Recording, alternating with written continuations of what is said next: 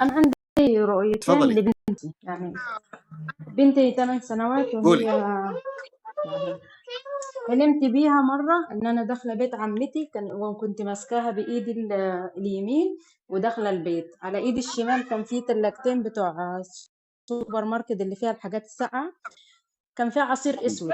فقالت لي أنا عايزة واحد، اديتها إزازة منه. وبعدين راحت بقول لها أنا شايلة بسكوت جوه، عايزة بسكوت؟ قالت لي أيوه.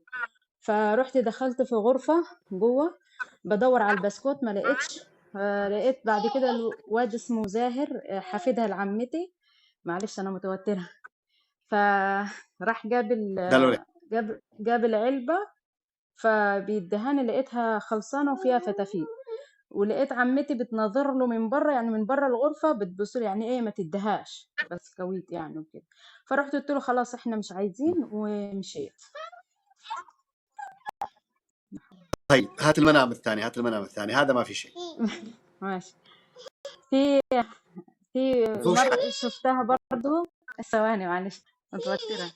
في منام تاني برضو شفته أنا لما دعيت قلت يا رب يعني عرفني اللي فيها إيه لبنتي. إن أنا بنت أخويا عند مراته، يعني كنت قاعدة معاها وعندها، إيه؟ رحت قلت لها إيه أنا نسيت عيالي في البيت، سبتهم لوحدهم، أنا مش هتأخر وكده. كان معايا أختي الكبيرة، فأنا مستغربة أختي جت معايا ليه، لأن يعني هما الاتنين بينهم خلاف. فبقول لها نسيت عيالي في البيت، انا ايه هروح بقى مش هتاخر عشان الحقهم. فبعد كده ايه جيت مروحه، ابنها سنه يعني كبير عن سنه وما شاء الله جسمه كويس، وحضني بيسلم عليا بيحضني، اسمه سليمان هو. حضني فبيقول لي اديني، يعني اديني فلوس وكده. فرحت قلت له طيب، اديته 50. قلت له انت واختك واختي برضو اديتهم فلوس بس كان اقل يعني. فجيت طالعة من البيت لقيت يعني رجال من القبيلة، يعني من عيلتي، بس انا ما اعرفهمش، اعرف واحد بس فيهم، جايين بالعربية اللي هي الهايلوكس، اللي هي الكابينتين كده، ومن ورا صندوق، وعيال قاعدين في الصندوق من ورا، جايبين عيال وجايين يعني. فرحت جيت اخدت الواد، جيت اخد البت اللي انا اعرفه ده من عيلتي اسمه علي، بس الحجم بتاعه طول بعرض، واخدها وجري بيها. وانا بقيت اجري، انا بقول اخدها ليه وجري بيها، انا بقيت اجري وراه في طريق صحراوي، يعني طريق صحراوي بتاع سفر، يعني طريق صحراوي. وانا بقيت اجري وراه. رحت لقيتها محطوطة فوق التل اللي هو اللي بيكون على جانب العربي السيارة، الطريق. قبل ما الاقيها لقيت عربيه صغيره كان جايه، وانا بشاور لها، يعني جيت قدامها واشاور لها عشان تقف عشان احصله. راحت العربيه دي طلعت على تل واتقلبت، كانت صغيره خالص، حجمها صغير خالص العربيه. فانا جيت اول ما لفيت لقيت بنت على تل صغير، وايه كانت هزيله وتعبانه وجسمها ضعيف. ورحت شلتها وقلت اجري بيها عشان ما قبل ما يشوفني. اول ما جيت شلتها بلف لقيته جنبي وبيضحك. فبعد كده انا جيت بايدي كده قافله ايده، بديله ايه، اديته في ودنه، بس ما حسش بيها لما ضربته في ودنه، ما حسش بيها. فانا بقول ايه ده اللي انا بعمله، انا ايه اسايسه لغايه ما ارجع بيها البيت، لغايه ما ارجع بيها. وبعدين ايه رحت رجعت بالمطرح ما كنت، دخلت لقيتها كأنه زي فندق، دخلت باب لقيت باب على ايدي اليمين وباب على ايدي الشمال وباب في وشي. فجيت ادخل الباب اللي في وشي لقيت ان ابن اختي حمامات، يعني حمام باب برضو وباب على ايدي الشمال. دخلت الشمال لقيت ابني كان على الحوض ان هو استحمى يعني. وانا جيت ان انا احمي بنتي، بقول احميها تبقى كويسة. وبعد كده بس كده خلص بس. الحمد لله انه خلص على خير. عشان ما تديهوش بالبنيه على وشه. عديته على ودنه مش البنت كم عمرها؟ على ودنه؟ والله 8. ضربتيه ضربه خطيره. 8 سنوات. اه كيف صحتها؟ كيف صحتها؟ هزيله هي؟ هزيله ولا هي لا؟ هي كانت صحتها كويسة الأول، بس بقت في النازل على طول، يعني كانت في النازل على طول، ما اعرفش ايه قاعد السبب. ينزل وزنها، قاعد ينزل وزنها.